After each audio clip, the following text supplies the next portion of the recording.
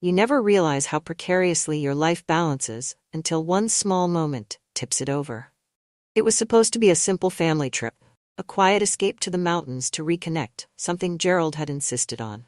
He was always big on appearances, on maintaining this image of us as a strong, unified family. It didn't matter that our marriage had long since settled into something resembling a business partnership rather than a romantic bond, or that Caleb, his son from his first marriage, had grown up distant and guarded, never fully embracing me in the role of stepmother. I had agreed to the trip out of habit more than anything else. It's what I did. Agree, comply, maintain the peace. But peace wasn't what I found that weekend. It started with a mistake, a simple mix-up with the lodge reservations. Gerald had booked the wrong dates for our rooms, leaving us one short. He brushed it off, of course, assigning me and Caleb to the same room as though it were no big deal. "It's just for one night," he had said with a dismissive wave. That night, as I lay beside Caleb in the dim light of the shared bed, I realized just how much I had underestimated the fragility of our carefully constructed family dynamic. Looking back, I wonder if it was inevitable. If all the cracks in my life were bound to split wide open eventually. Or if it was that one moment, that night in the lodge, that set everything into motion. Whatever it was, the consequences rippled far beyond what I could have imagined. This is the story of how everything unraveled. The drive to the mountain lodge was long and quiet, the kind of silence that settled between people who didn't have much to say to each other anymore. Gerald was at the wheel, his focus fixed on the winding road ahead, while I sat in the passenger seat, staring out the window at the pine trees whipping by. Caleb was in the back seat, headphones in, his attention glued to his phone. It wasn't an unfamiliar scene. Our family trips always looked like this, 3 people moving in parallel, never truly connecting. "Did you remember to bring the hiking boots?" Gerald asked suddenly, breaking the silence. "Yes," I replied, my voice flat. He nodded, his attention already shifting back to the road. Caleb didn't say much during the drive. He rarely did, especially around me. At 28, he had the kind of quiet intensity that made you think he was always holding something back. He'd inherited his mother's dark hair and sharp features, a constant reminder of the woman Gerald had loved before me. I didn't resent Caleb for that. How could I?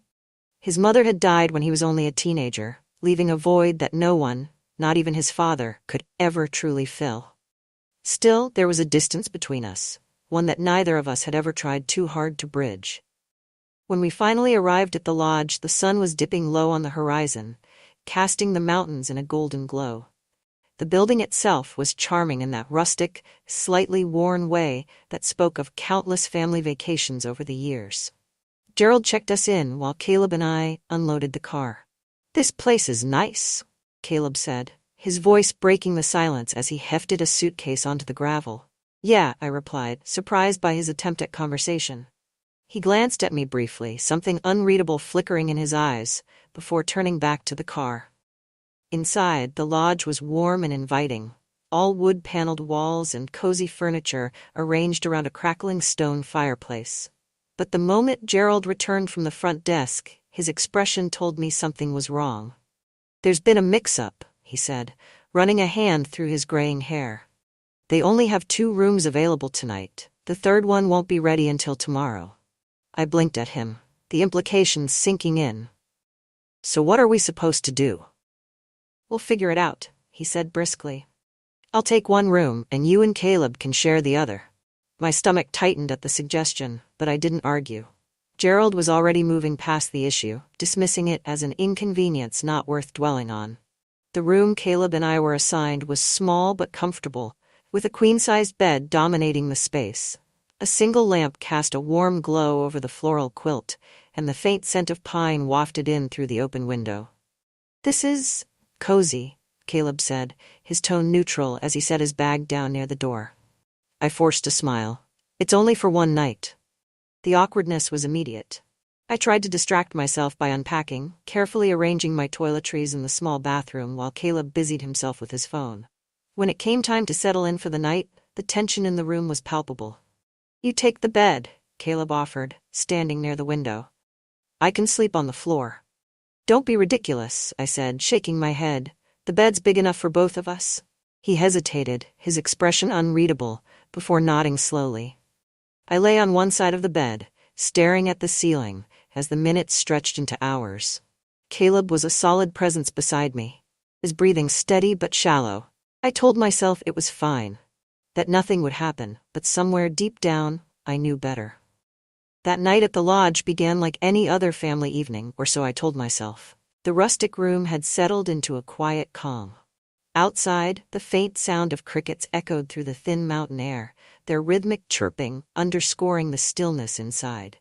The soft golden glow of the bedside lamp threw faint shadows against the wood-paneled walls, creating an almost dreamlike atmosphere. Caleb was propped up on one side of the bed, scrolling through his phone, while I sat cross-legged on the other, feigning interest in a paperback I'd brought along. My heart wasn't in it, though. It hadn't been all day. Dinner earlier had been uneventful, as most of our family meals were. Gerald had carried the conversation, recounting anecdotes about his recent work projects, to an audience of one. Caleb and I both nodded and smiled at the right moments, but the truth was, neither of us was truly present. I couldn't pinpoint when the tension had started. Maybe it had been there all along, an undercurrent I'd ignored for years, only now made glaringly obvious by the proximity of our shared room. "You're not really reading that, are you?" Caleb asked suddenly, his voice breaking the silence. I looked up from the book, startled by his directness. "What makes you say that?" I asked, trying to sound light-hearted. He smirked, setting his phone down. "You've been on the same page for the last 20 minutes. Caught, I laughed softly, closing the book. "You got me." He shifted slightly, his body language more relaxed than I was used to. "What's on your mind?" The question caught me off guard. "Nothing," I replied too quickly. He raised an eyebrow, clearly unconvinced. "Come on, Helen. I know you better than that." It was the first time he'd used my name instead of the usual polite stepmom or nothing at all. Something about the way he said it sent a shiver down my spine. I sighed, leaning back against the headboard. "I guess I'm just thinking about how different things feel these days. Trips like this used to be fun, didn't they?" Caleb nodded, his expression softening. "Yeah, they did. Back when it was just me and Dad, or before I got old enough to notice how fake everything felt." The honesty in his words stung, but not because he was wrong. "I've tried, I said quietly, "to make this family work, to be someone you and your dad could count on." "I know," he replied, his voice gentle, "and I appreciate it, even if I don't say it." I turned to him, surprised by the sincerity in his tone. For the first time, it felt like the walls between us were coming down. We talked for a long time after that, our conversation wandering from shared frustrations about Gerald to memories of trips Caleb had taken with his mother. "She was the glue," he admitted, his voice tinged with nostalgia. "Dad always worked, but Mom made everything feel whole." I nodded, my chest tightening. "It's hard to live up to someone like that." "You don't have to," he said simply. At some point we fell into silence again, the weight of our words hanging in the air. I turned off the lamp, leaving only the faint glow of the moonlight streaming through the window. As I lay back, adjusting the covers, my leg brushed against his. "Sorry," I murmured, pulling back quickly. "It's fine," he replied, his voice low and even. But something had shifted in that brief moment of contact. I tried to focus on falling asleep, on steadying my breathing, but the tension in the room was unbearable. Every small movement he made felt amplified, a reminder of how close we were. "Are you okay?" Caleb asked softly, breaking the silence once again. I hesitated, my throat dry. "I'm fine," I lied. "I don't think you are," he said, his voice gentler now. Before I could respond, he shifted closer, the mattress dipping slightly under his weight. "Caleb," I began, but the words faltered. "Do you ever feel like you're pretending?" he asked suddenly, his tone raw. "What do you mean?" "Like you're living a life that's not really yours, doing everything you're supposed to, but never feeling real." His words hit too close to home. I swallowed hard, my chest tightening. "Every day," I admitted. The admission hung between us, unspoken truths filling the space where our denials used to be. When it happened, it wasn't dramatic. It wasn't planned or deliberate. One moment we were lying there, talking in hushed tones, like two people sharing secrets in the dark. The next, his hand brushed against mine under the covers, and neither of us pulled away. "Is this okay?" he whispered, his voice barely audible. I should have said no. I should have gotten up, left the room, done anything but stay there. Instead, I turned toward him, my heart pounding. "Yes," I whispered. When it was over, we lay there in silence, our breathing uneven in the stillness of the room. My mind was a whirlwind of emotions, guilt, confusion, longing, but I couldn't bring myself to speak. "I'm sorry," Caleb said finally, his voice breaking the quiet. "Don't," I replied quickly, my voice trembling. "Don't apologize." "I don't know what this means," he admitted. "Neither do I said, my throat tight, but deep down, I knew what it meant. The next morning, I woke before Caleb, slipping out of bed as quietly as I could. The pale light of dawn seeped through the curtains, painting the room in soft hues of gold and gray. I dressed quickly, avoiding the mirror. By the time Caleb stirred, I was sitting by the window, pretending to be engrossed in the view of the mountains. "Morning," he said groggily, his voice thick with sleep. "Morning," I replied, keeping my tone neutral. For a moment he hesitated, as though he wanted to say something more. But then he nodded, heading for the bathroom without another word. When we joined Gerald in the dining room for breakfast, the tension between Caleb and me was almost unbearable. Gerald, oblivious as ever, didn't notice a thing. He sipped his coffee and read the newspaper, occasionally glancing up to comment on the weather or our plans for the day. But I couldn't shake the feeling that Caleb was watching me, his gaze heavy and searching. I told myself it would get easier, that the memory of what had happened would fade, and we could go back to the way things were.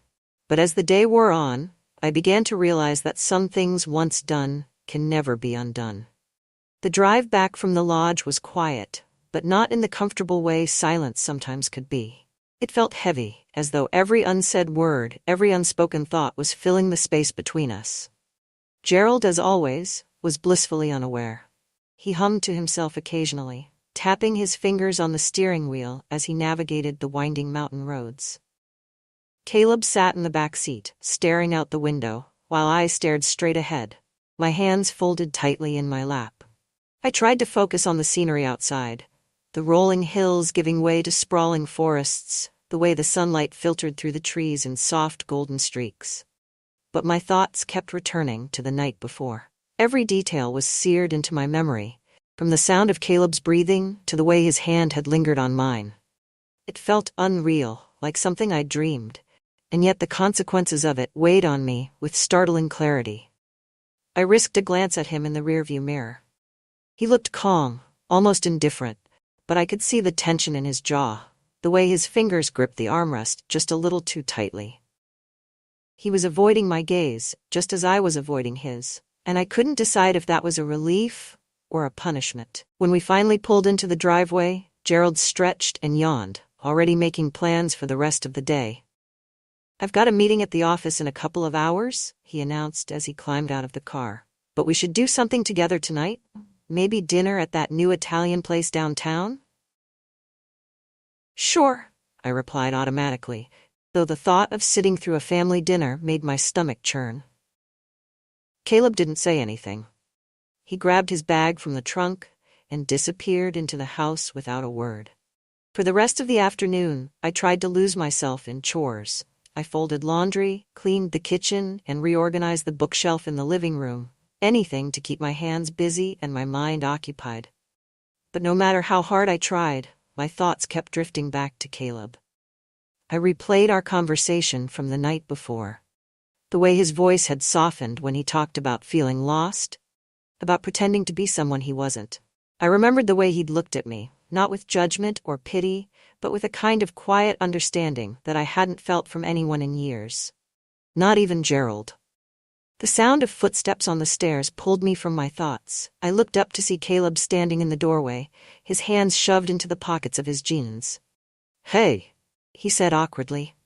"Hey," I replied, my voice coming out more strained than I intended. For a moment, neither of us spoke. Then he cleared his throat, glancing toward the kitchen. "I was just going to grab something to eat." "Of course," I said quickly, stepping aside to let him pass. He brushed past me, and even though the contact was fleeting, it left me feeling breathless. I busied myself tidying the counter while he rummaged through the fridge, trying to ignore the way my heart raced every time he moved. About last night? He began, his voice hesitant. I froze, my fingers tightening around the dish towel in my hands. We don't have to talk about it, I said quickly. Yes, we do, he insisted, closing the fridge and turning to face me. We can't just pretend like it didn't happen. Why not? I asked, my voice sharper than I intended. That's exactly what we need to do. Pretend it didn't happen and move on. He stared at me for a long moment, his expression unreadable. Is that what you really want? What I want doesn't matter, I replied, my voice trembling. Whatever this is, it can't happen again. Why not? He demanded, his voice rising slightly. Because it's wrong? Because it's inconvenient? Or because you're scared? Stop it, I snapped, turning away from him. He took a step closer, his voice softer now. You don't have to keep pretending, Helen. Not with me. Caleb, please, I whispered, my chest tightening. For a moment, I thought he might argue, might push me further than I was ready to go. But instead, he sighed and stepped back, running a hand through his hair. I'm sorry, he said quietly. I didn't mean to make this harder for you. It's already hard, I admitted, my voice barely audible. He nodded, his gaze lingering on me for a moment longer before he turned and walked out of the room. That evening, Gerald was his usual cheerful self, chatting animatedly over dinner about work and future vacation plans. Caleb and I both played our parts, nodding and smiling at the appropriate moments, but the tension between us was palpable. At one, Gerald turned to Caleb, his expression curious. You've been quiet today? Everything okay? Yeah, Caleb replied quickly, forcing a smile. Just tired from the trip. Gerald nodded, seemingly satisfied with the answer, and returned to his meal. But I could feel Caleb's gaze on me, heavy and searching, and it took everything in me not to meet his eyes. Later that night, after Gerald had gone to bed, I found myself pacing the living room, my thoughts racing. I couldn't keep doing this, pretending everything was fine when it was anything but. I was so lost in my thoughts that I didn't hear Caleb come down the stairs until he spoke. Can't sleep? He asked, his voice low. I turned to find him standing in the doorway, his expression cautious. No, I admitted, my voice barely above a whisper. He stepped into the room, his hands shoved into his pockets. Me neither. We stood there in silence for a long moment, the unspoken tension between us growing heavier with each passing second. I don't know what to do, I said finally, my voice trembling. Neither do I, he admitted, his gaze fixed on the floor. But I know I don't want to lose you. His words hit me like a blow, and I felt my chest tighten. Caleb, we can't. I know, he said quickly, his voice pained. But that doesn't mean I can just forget about it. About you. I shook my head, tears stinging my eyes. This isn't fair to any of us. I know, he repeated, his voice breaking. For a moment, I thought he might reach for me, might try to close the distance between us. But instead he stepped back, his expression resigned. I'll give you space, he said quietly, if that's what you need. I nodded, unable to speak. As he turned and walked away, I felt a pang of something I couldn't quite name. Regret, longing, loss. Whatever it was, it stayed with me long after he was gone. By the time I finally went to bed, the house was silent, but my mind was anything but. I lay awake for hours, staring at the ceiling, replaying every moment of the day over and over. I didn't know what the future held, but one thing was certain. Nothing would ever be the same. The days that followed were agonizingly slow, each one marked by an unspoken tension that seemed to pulse through the walls of the house. I threw myself into small tasks, anything to keep my hands busy and my mind occupied. Polishing the silverware, reorganizing the linen closet, scrubbing the countertops until they gleamed. It was all meaningless work, but it gave me the illusion of control. Caleb kept his distance, but not in the way I'd expected. He wasn't avoiding me entirely. Instead, he seemed to linger on the edges of my awareness, always just within reach but never too close. It was maddening. I would catch him in the hallway or the kitchen, our eyes meeting briefly before one of us looked away. Each of these moments felt like a spark, a tiny flicker of something that refused to be extinguished. Gerald, of course, noticed none of this. He was as oblivious as ever, consumed by his work and his plans for the next big real estate deal. If he sensed anything amiss, he didn't show it, and I found myself resenting him for his detachment. One evening, as we sat down for dinner, Gerald was unusually cheerful. He poured himself a generous glass of wine, leaning back in his chair with a satisfied smile. "I closed the deal on the Maple Street property today," he announced, raising his glass in a toast to himself. "That's great," I said, forcing a smile. Caleb nodded, muttering a polite, "Congrats," without looking up from his plate. Gerald didn't seem to notice Caleb's lack of enthusiasm. "You know, this could be a turning point for us," he continued, his voice brimming with excitement. "I've been thinking we should celebrate. Maybe take another trip, just the three of us." My stomach twisted at the thought. "That sounds nice," I lied, glancing at Caleb out of the corner of my eye. He didn't react, but I could feel the tension radiating off him. After dinner, I retreated to the living room, sinking into the couch with a cup of tea. I stared at the flickering light of the TV, the sound muted, letting the images wash over me without absorbing any of them. I was so lost in thought that I didn't hear Caleb enter the room until he spoke. "Can we talk?" I looked up, startled to see him standing in the doorway. He looked uncertain, his hands shoved into the pockets of his jeans. "Now?" I asked, though I already knew I couldn't say no.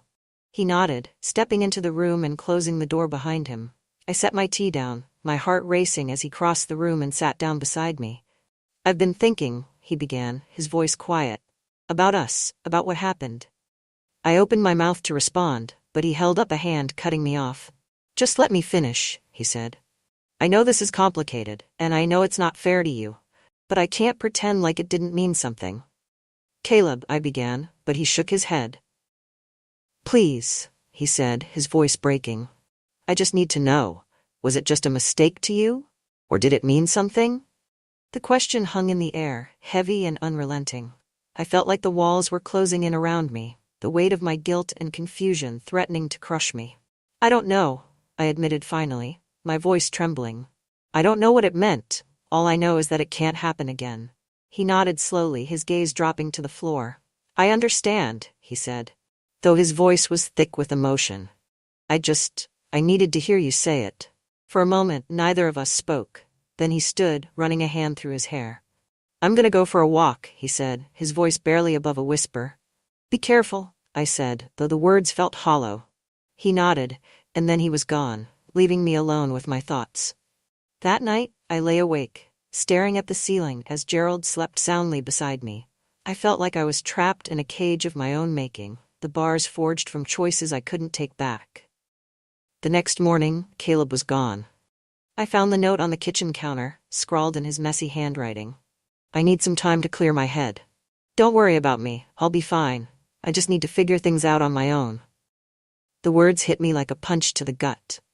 I clutched the note in my trembling hands, my chest tightening as a wave of panic washed over me.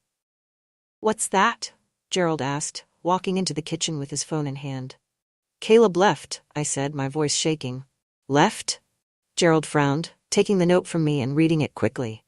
"What the hell does that mean? Where did he go?" "I don't know," I admitted, tears welling up in my eyes.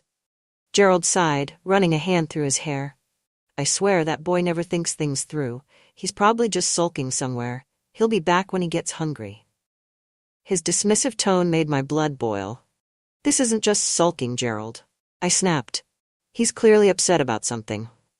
"Well, what do you expect me to do about it?" he shot back. "He's an adult. If he wants to act like a child, that's his problem." I stared at him, stunned by his indifference. "You really don't care, do you?" "Of course I care," he said, though his tone was anything but convincing. "But I'm not going to chase after him. He needs to grow up and handle his own problems."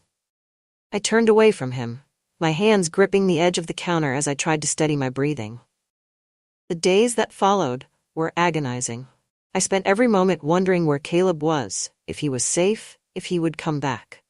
I tried calling him, but his phone went straight to voicemail. I even considered driving around to look for him, but I had no idea where to start. Gerald, true to his word, made no effort to find Caleb. He went about his days as though nothing had changed, leaving me to carry the weight of my worry alone. One evening, as I sat in the living room staring at my phone, my friend Lauren called. "I haven't heard from you in a while," she said, her voice tinged with concern. "Is everything okay?" I hesitated, unsure how to respond. "It's complicated," I said finally. "Complicated how?" she pressed. I sighed, running a hand through my hair. Caleb left. He didn't say where he was going or when he'd be back. Did something happen? She asked, her tone sharp. I hesitated again, the truth pressing against the edges of my resolve. It's just been tense lately, I said, carefully avoiding the full truth. Aha, Lauren said, clearly unconvinced. Well, if you need someone to talk to, you know where to find me. Thanks, I said, though I wasn't sure I meant it. After we hung up, I sat there for a long time staring at the empty space where Caleb had once been. The house felt emptier than ever without him, and I found myself replaying our last conversation over and over. I thought about the way he'd looked at me, the raw vulnerability in his eyes. I thought about his question, the one I hadn't been able to answer honestly. Was it just a mistake to you? I didn't know. Maybe it was. Or maybe it was something more, something I wasn't ready to admit. All I knew was that I missed him. And that thought terrified me more than anything else.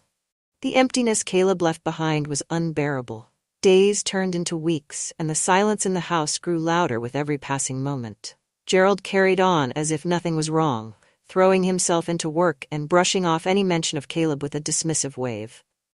He'll be fine, he said more than once. He always is. But I wasn't fine, and I didn't know if Caleb was either. I found myself driving aimlessly some afternoons, hoping, praying, that I'd see him walking down a street or sitting in a cafe. I checked his social media obsessively, but there was no sign of him anywhere. It was as if he'd disappeared entirely. I couldn't help but feel that his leaving was my fault. The note he left was short, almost casual, but the timing couldn't have been a coincidence. What did I do to him? The question haunted me, its weight pressing down on me, no matter how I tried to distract myself. It was a Thursday evening when I found it. Gerald had left for a dinner meeting, and I was alone in the house, wandering aimlessly from room to room. I ended up in Caleb's room without realizing it, the familiar scent of his cologne lingering faintly in the air. I sat on the edge of his bed, my fingers tracing the seams of the quilt as I tried to imagine where he might be. My eyes landed on his desk, a stack of papers haphazardly piled on one corner. I didn't mean to snoop, at least, that's what I told myself. But curiosity got the better of me, and I picked up the stack, rifling through it absently. That's when I found the letter. It wasn't addressed to me, but I knew immediately that it was about me. Dear Helen, I don't know how to say this out loud, so I'm writing it instead. I hope you never read this, but if you do, I hope it helps you understand. I can't stop thinking about you. About us. About that night. I know it was wrong, and I know it probably meant nothing to you. But to me, it meant everything. You make me feel seen, like I'm not just some failure or disappointment. You make me feel like I matter, and I don't know what to do with that. I've tried to let it go, but I can't. And I think that's why I have to leave. I'm sorry if I've made things harder for you. I never meant to. But I can't stay here anymore. Not like this. Take care of yourself, Helen. Always, Caleb. I read the letter 3 times before the weight of it fully sank in. My hands were shaking by the time I set it down, my mind racing with a mix of emotions I couldn't untangle. He had left because of me. Because of what we'd done. Because of how I'd handled it, or failed to handle it. I should have felt relief. He was gone, and with him, the temptation and the risk. But all I felt was an aching emptiness that threatened to consume me. Gerald came home late that night, his tie loosened and the smell of whiskey clinging to his clothes. He dropped his briefcase by the door and headed straight for the kitchen, pouring himself another drink without saying a word. I followed him, clutching the letter in my hand. Gerald, I began, my voice trembling. He turned to look at me, his expression tired. What is it, Helen? I need to talk to you, I said, my grip on the letter tightening. He sighed, setting his glass down on the counter. Can it wait? I've had a long day, I said firmly, my voice surprising even myself. It can't wait. He frowned, his brow furrowing as he crossed his arms over his chest. Fine. What's so important? I hesitated, the words catching in my throat. I couldn't bring myself to tell him everything, not yet. Instead, I handed him the letter. What's this? He asked, taking it from me. Just read it, I said quietly. He unfolded the paper, his eyes scanning the words. His expression shifted as he read, confusion giving way to anger, and then something else, something darker. "What the hell is this?" he demanded, his voice low and dangerous. "It's from Caleb," I said, my voice barely above a whisper. "No kidding," he snapped, holding up the letter. "What the hell does he mean by this? What happened, Helen?" I felt my chest tighten, my breath coming in short, shallow bursts. "Gerald, what did you do?" he shouted, his voice echoing through the kitchen. "I didn't mean for it to happen," I said, tears streaming down my face. "It was a mistake." "A mistake," he repeated, his voice dripping with venom. "You call this a mistake?" I couldn't respond. The weight of his anger, of his disbelief, was too much to bear. Gerald left that night, slamming the door so hard that the sound reverberated through the house. I sat on the kitchen floor for hours, staring at the letter crumpled in my hands. I wanted to scream, to cry, to run away, and never look back, but I couldn't move. When the sun rose the next morning, I finally forced myself to get up. The house felt impossibly quiet, the absence of both Gerald and Caleb, an oppressive void that seemed to swallow me whole.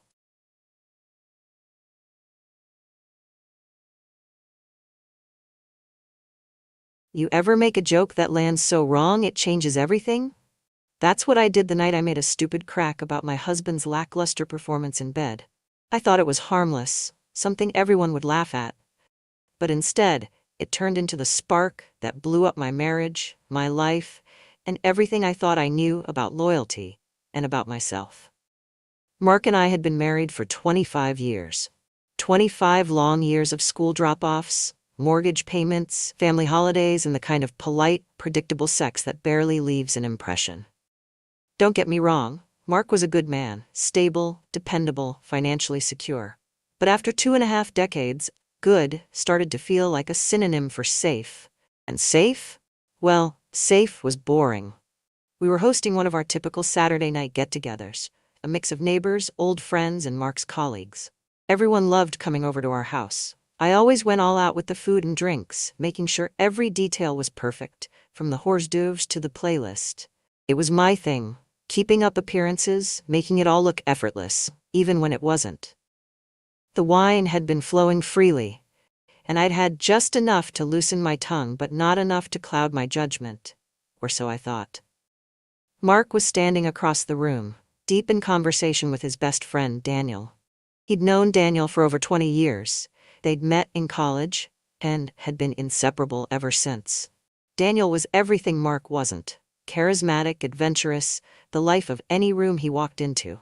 He'd been divorced for years, a self-proclaimed bachelor who never seemed short on admirers. A few of us were huddled by the kitchen island, trading jokes and stories, when someone brought up the topic of relationships, how they change over time, especially in the bedroom. I don't even remember what prompted it, but the words slipped out of my mouth before I could stop them. Well, if Mark's performance were a stock, I'd be selling. The laughter was immediate, loud, and raucous. A part of me basked in the attention, enjoying the rare moment of being seen as more than just Mark's polite, put-together wife. But then I saw his face. He'd heard me. Mark's expression was a mix of disbelief and hurt, his jaw tight as he placed his glass on the counter and walked out of the room without a word. The laughter died down quickly, and an awkward silence filled the air. I wanted to chase after him, to explain that it was just a joke, but something, pride, embarrassment, maybe both, rooted me in place. That's when Daniel appeared at my side, a fresh glass of wine in hand. "He'll cool off," he said, his voice low and soothing. "You didn't mean anything by it." I nodded, grateful for his reassurance, but the guilt gnawed at me. "I shouldn't have said it," I admitted, staring into the ruby liquid in my glass. "It was stupid." Daniel tilted his head, studying me in a way that made me feel exposed. Not in a bad way, but in a way I hadn't felt in years. "You're too hard on yourself," he said. "And for what it's worth, you deserve to feel appreciated." I should have brushed it off. I should have laughed, thanked him, and moved on. But the way he said it, the way his words lingered, made my heart race in a way I wasn't ready to acknowledge. The rest of the evening passed in a blur. I stayed up late cleaning the kitchen, hoping Mark would come back downstairs so we could talk. But when I finally crept upstairs, I found him already in bed, turned away from me, his breathing deep and even.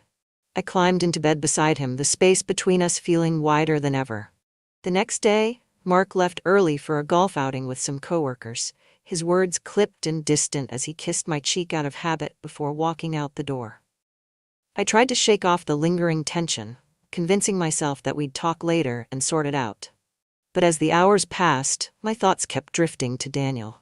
He'd texted me that morning. A simple message, "You okay?" It wasn't unusual for him to check in. He'd always been thoughtful like that. But today, the timing felt different. I stared at the screen for longer than I should have before typing back. "Yeah, I'm fine. Thanks for asking." His response came almost instantly. "If you ever need to talk, you know I'm here, right?" And just like that, the door was cracked open. That week, Mark barely spoke to me unless it was about something practical. Dinner plans, the bills, what time the plumber was coming to fix the leaky sink. I tried to apologize, to tell him I hadn't meant to humiliate him, but he waved it off with a tight smile and a dismissive, "It's fine." It wasn't fine. The space between us grew wider, and I found myself filling the void with thoughts of Daniel. His texts became a small, guilty thrill, innocuous enough to justify, but loaded with unspoken possibilities. By Friday, I'd convinced myself that I needed to clear the air with him. Mark had left town for a weekend conference, and the thought of being alone in that big, quiet house was unbearable. So when Daniel suggested we grab a drink, I didn't hesitate. We met at a cozy bar on the edge of town, the kind of place where no one would recognize us. The conversation started light. Work, mutual friends, the usual small talk. But it didn't take long for the subject to shift. "I meant what I said the other night," Daniel said, his voice steady but soft. "You deserve more, Sophia. More than what you've been getting." I looked at him, my breath hitching as his words sank in. "Daniel, You don't have to explain," he interrupted, leaning closer. "I've seen it for years. You're always the one holding everything together, making sure everyone else is okay. But who's doing that for you?" "No one." That was the answer, and we both knew it. When his hand brushed mine, I didn't pull away. And when his lips found mine, I didn't stop him. That was the moment everything changed. And as much as I wish I could say I regretted it, the truth is, I didn't. Not then. Not in the weeks that followed. But what started as a stolen moment of passion would soon unravel into a storm I couldn't control. And once Mark found out, the fallout would destroy everything in its path. Friendships, trust, and the fragile life I'd spent years trying to keep intact. Because nothing stays secret forever. And some mistakes don't just haunt you. They consume you. That kiss with Daniel was supposed to be a one-time thing, a brief moment of weakness I could bury and forget. I told myself it didn't mean anything, that it was just the wine and my frustration with Mark clouding my judgment. But deep down, I knew better. The next morning, I woke up feeling restless, my mind replaying the events of the night before. Mark was still out of town, so I had the house to myself. Every room felt too quiet, the air heavy with the weight of what I'd done. I tried to distract myself with errands and chores, but by the afternoon, I found myself staring at my phone, wondering if Daniel was thinking about me too. The text came before I could talk myself out of it. "Last night." A second later, the typing bubble appeared, then disappeared, then reappeared again. Finally, his reply came through. I can't stop thinking about it.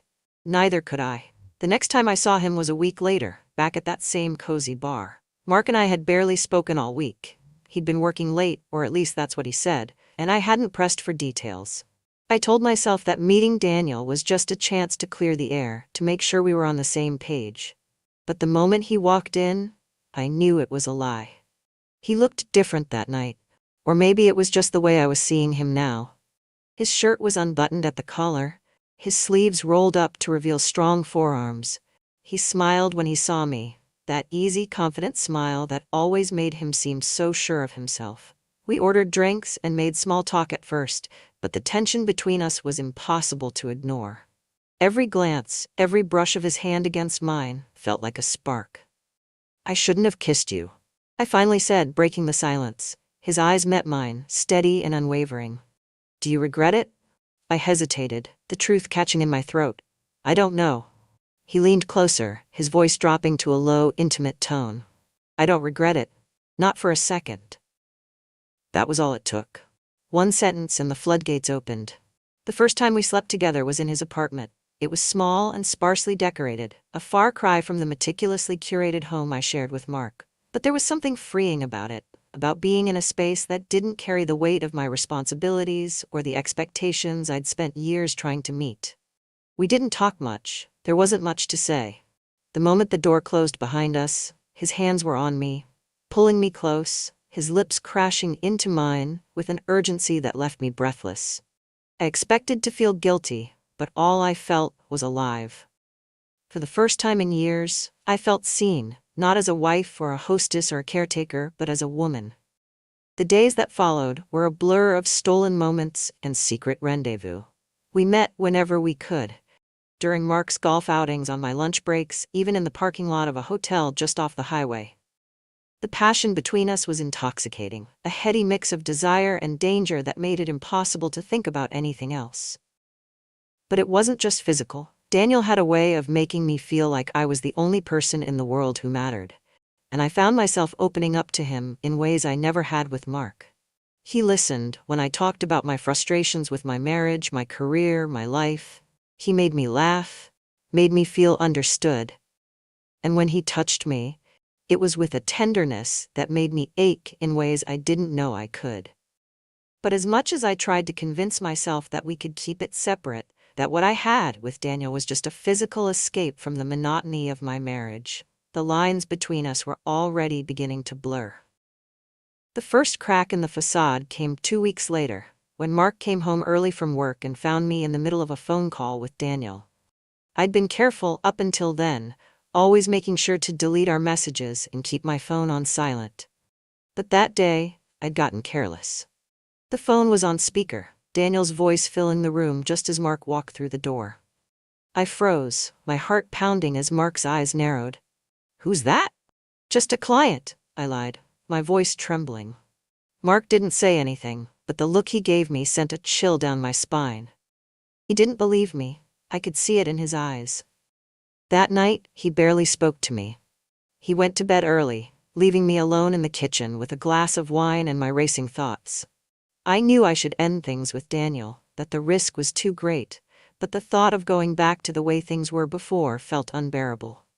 The affair continued, but the tension at home was impossible to ignore.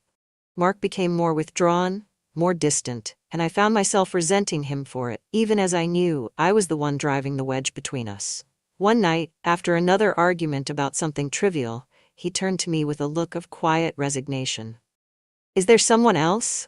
he asked, his voice soft but firm. I opened my mouth to deny it, to tell him he was imagining things, but the words wouldn't come. "I see the way you've been acting," he continued. "The way you've been avoiding me. I'm not stupid, Sophia."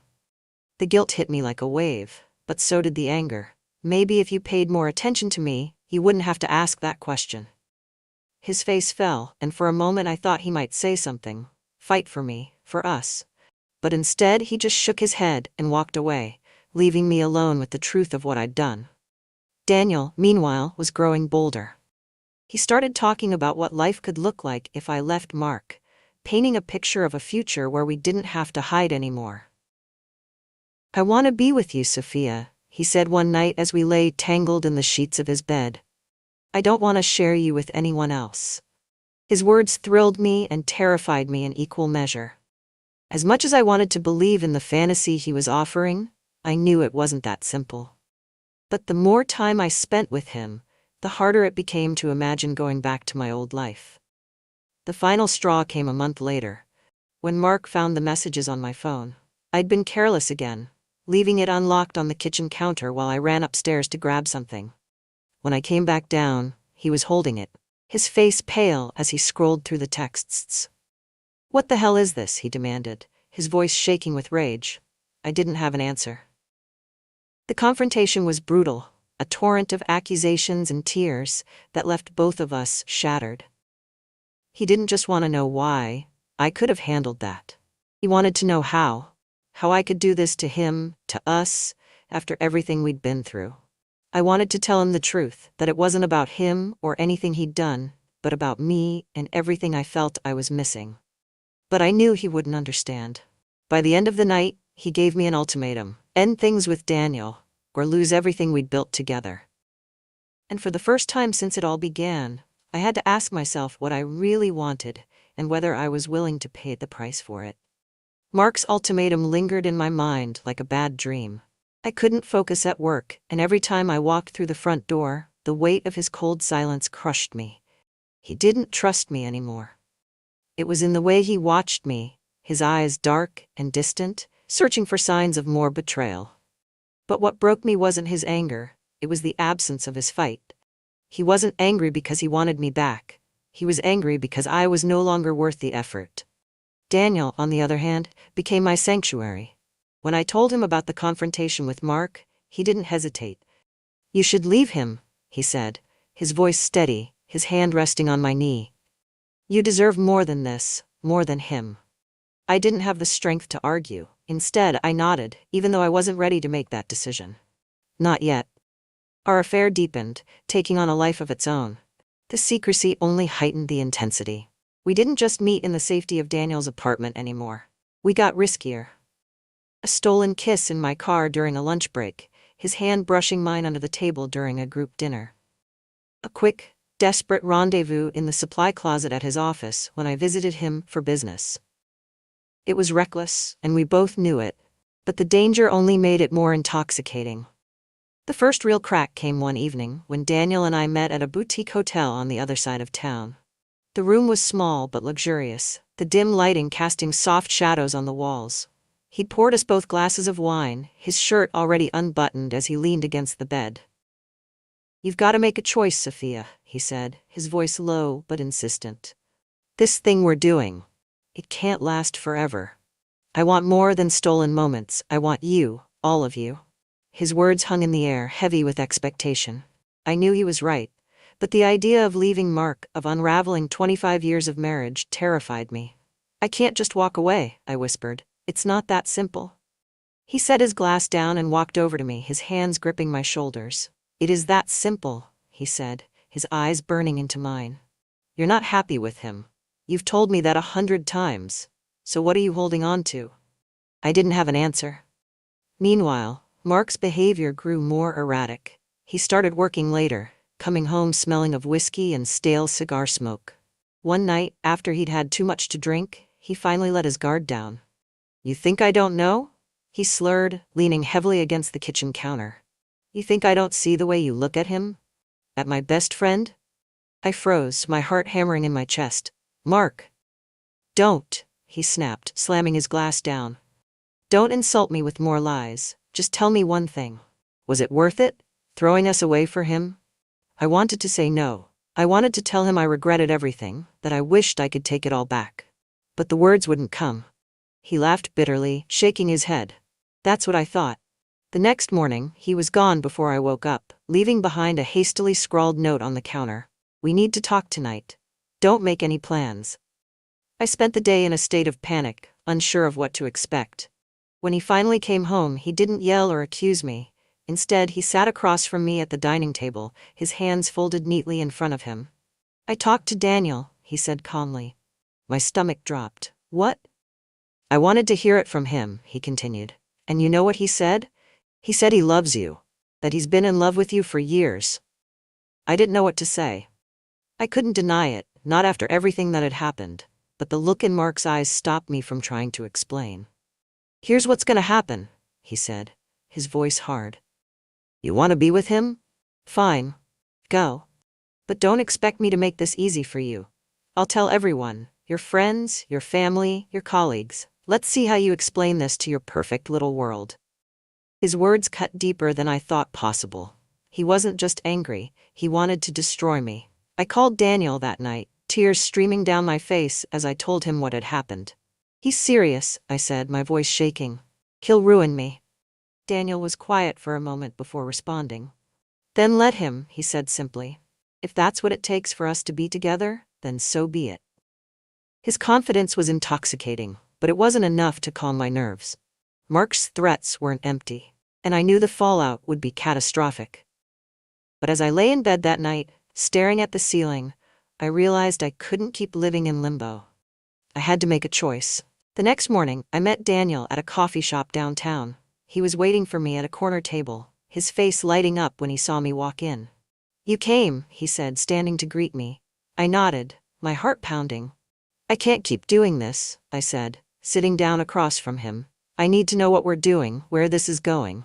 He reached across the table, taking my hands in his. I want you, he said without hesitation. I've always wanted you. But you need to want this too. Completely. I took a deep breath, the weight of his words sinking in. Okay, I said finally. I'm in. But just as I thought I'd made my decision, a bombshell dropped that turned everything on its head.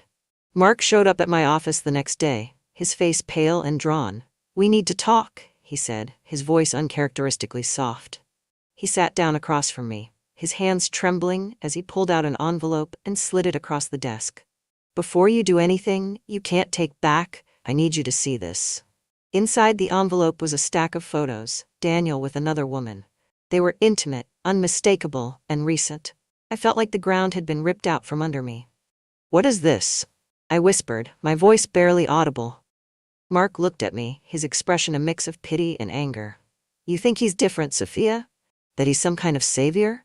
He's playing you, just like he's played every other woman who's ever fallen for his act. I wanted to deny it, to tell him he was wrong, but the evidence was right in front of me. That night, I confronted Daniel. He didn't deny it. It's not what you think, he said, his voice desperate. She means nothing to me. You're the one I want. But his words rang hollow. For the first time since it all began, I saw him for who he really was. Not a savior, not a soulmate, but a deeply flawed man who had been using me as much as I'd been using him. I can't do this anymore, I said, my voice breaking. I can't keep tearing myself apart for something that was never real. The fallout was brutal. Mark moved out, filing for divorce less than a week later.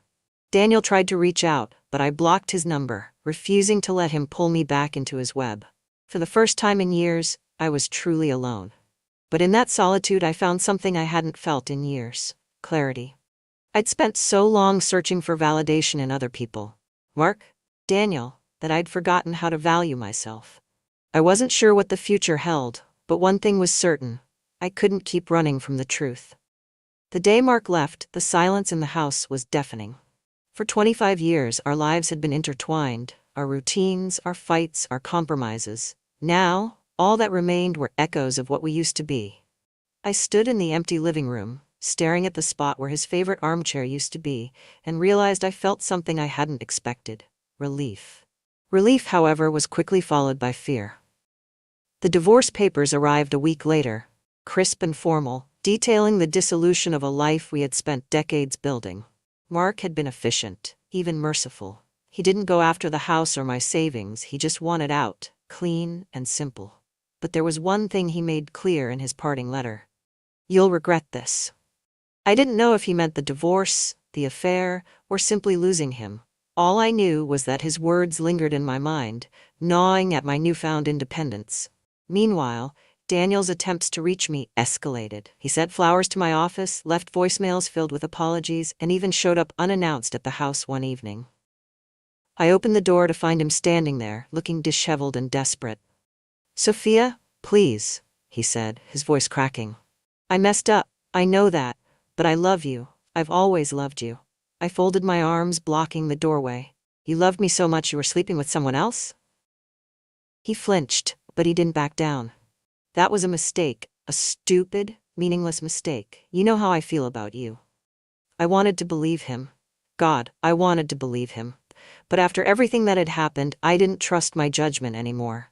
You need to leave, Daniel. This, whatever this was, it's over.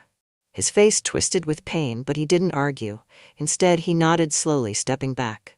For what it's worth, he said, his voice barely above a whisper, I'm sorry. As I closed the door, I felt a pang of regret, not for ending things with Daniel, but for ever letting it get this far. Over the next few months, I focused on rebuilding my life. I threw myself into work, taking on new clients and projects that kept me too busy to dwell on the wreckage of my marriage. I started therapy, confronting the choices that had led me to this point. And slowly, I began to find a sense of peace. But peace has a way of being interrupted. One afternoon, as I was leaving a showing with a client, I noticed a familiar car parked across the street. It was Mark's. He was sitting in the driver's seat, staring at me with an expression I couldn't quite place. Anger, sadness, maybe even longing. When I waved hesitantly, he drove off without a word. The encounters became more frequent. I'd see his car parked outside my office, or catch a glimpse of him at the grocery store, watching me from a distance. At first, I thought it was a coincidence, but it soon became clear that Mark wasn't ready to let go. The breaking point came when I returned home one evening to find the front door unlocked. My heart raced as I stepped inside, my hand gripping my phone, ready to call for help. But I didn't need to. Mark was sitting at the kitchen table, a bottle of whiskey in front of him, and a manila envelope by his side. "What are you doing here?" I demanded, my voice trembling. He looked up at me, his eyes bloodshot and filled with something I couldn't quite name. "I wanted to talk." "This isn't your house anymore," I said firmly. "You can't just let yourself in." He ignored me, pushing the envelope toward me. "You should see this." I hesitated, my instincts screaming at me to walk away. But curiosity won out. I opened the envelope to find a series of documents, emails, text messages, financial statements, all of them tied to Daniel. "What is this?" I asked, my stomach sinking. Mark leaned back in his chair, taking a long sip of whiskey. "It's the truth about your knight in shining armor." The documents painted a picture I hadn't wanted to see. Daniel wasn't just careless or unfaithful. He was manipulative, using his charm to con women out of money and favors. He'd been sued twice for fraud and had a string of failed relationships littered with accusations of emotional abuse. I felt sick. "Why are you showing me this?" I asked, my voice barely above a whisper. Mark's expression softened, just for a moment. "Because I don't want you to get hurt again. Not like you hurt me." The weight of his words hit me like a freight train. For all his flaws, Mark had never been cruel. And in his own way, he still cared about me. Enough to warn me, even after everything I'd done. That night, I made a decision. I reached out to a lawyer, finalizing the divorce with Mark and cutting off all contact with Daniel. For the first time in years, I felt like I was taking control of my life, instead of letting it be dictated by others. But the road to rebuilding wasn't easy. Friends who had once admired my marriage now whispered behind my back, their smiles laced with pity. My family's support was conditional, their disappointment palpable. And every so often, I'd catch myself scrolling through old photos, wondering if I'd made the right choices. Months later, I ran into Mark at a mutual friend's party. It was the first time we'd seen each other since the divorce was finalized. He looked good, healthier, happier even, and I realized I was glad for him. We exchanged polite pleasantries, the conversation light and distant.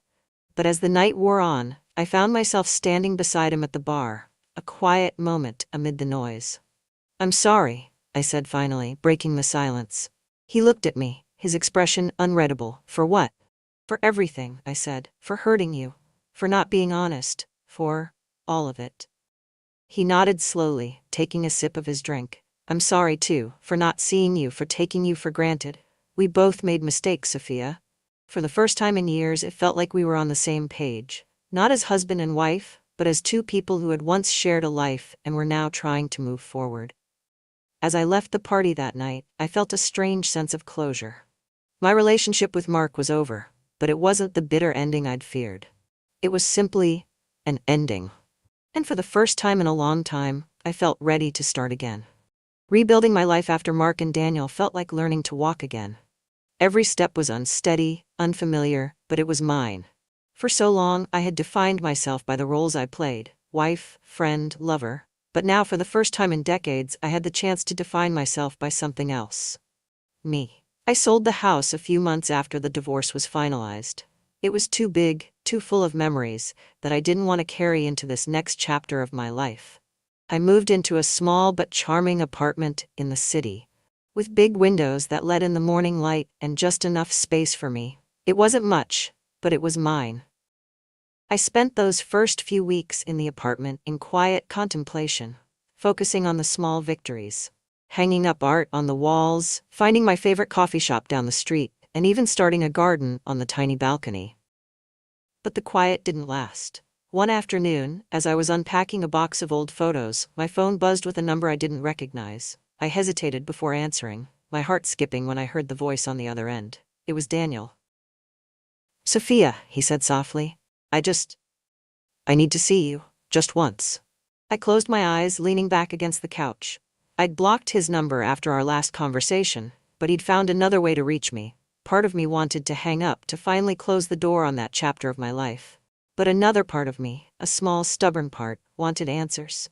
Why, Daniel? I asked. What do you want from me? He sighed, the sound heavy with regret. I just need to explain. Please, can we meet? Just for coffee.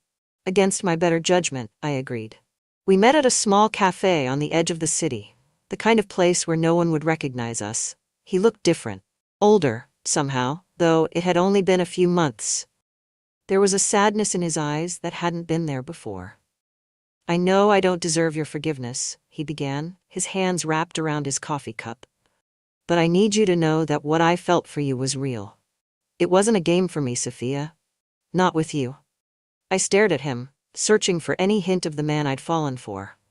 And what about all the lies? I asked. The other women? The lawsuits? Were those real too?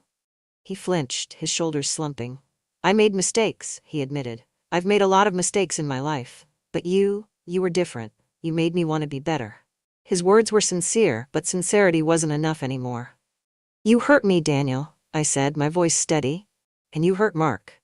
Whatever we had, whatever it was, it wasn't worth the damage it caused. He nodded, his gaze dropping to the table. I know. I needed you to know that I'm sorry. For the first time since everything had fallen apart, I felt a sense of closure. I forgive you, I said quietly, but that doesn't mean I want you in my life. He looked up at me, his eyes glistening with unshed tears. I understand. And just like that, Daniel walked out of my life for good. The weeks turned into months, and slowly, I began to find my footing again. I joined a local book club, started taking yoga classes, and even signed up for a cooking course. I met new people, made new friends, and began to carve out a life that felt like mine. But the biggest change came when I finally decided to confront the most painful part of my past, my relationship with Mark. It was a crisp autumn afternoon when I called him, the leaves outside my apartment turning brilliant shades of orange and red. He answered on the second ring, his voice cautious but not unkind. Sophia, he said, this is unexpected. I know, I admitted, but I think we need to talk. We met at a park near his new apartment, a quiet spot with a bench overlooking the lake. He looked good, happier, more relaxed than I'd seen him in years. I'm not sure what to say, he began, his hands resting on his knees. I just wanted to say thank you, I said, my voice steady. For everything. For the years we had together, for the life we built. And for letting me go when I couldn't do it myself. He looked at me, his eyes softening. I think we both let each other go a long time ago. We just didn't know how to admit it. We sat in silence for a while, watching the ducks glide across the water. There was no anger between us anymore, no resentment, just two people who had shared a life and were now trying to find their way apart. As the months turned into a year, I realized something I hadn't expected. I was happy. Not the fleeting, adrenaline-fueled happiness I'd felt with Daniel, or the quiet, comfortable happiness I'd once had with Mark. This was different. It was a steady, grounding kind of happiness that came from knowing who I was and what I wanted. For the first time in years, I felt whole. One evening, as I was walking home from the grocery store, I bumped into an old colleague from my real estate days. His name was Greg, a widower in his early 60s, who had always been kind and warm-hearted. We chatted for a while, catching up on each other's lives, and before I knew it, he was inviting me to dinner. I hesitated, unsure if I was ready to let someone new into my life. But then I thought about everything I'd been through, everything I'd learned about myself over the past year, and I decided to take a chance. Greg and I didn't fall into a whirlwind romance. It wasn't dramatic, or passionate, or filled with the kind of tension that had defined my relationship with Daniel.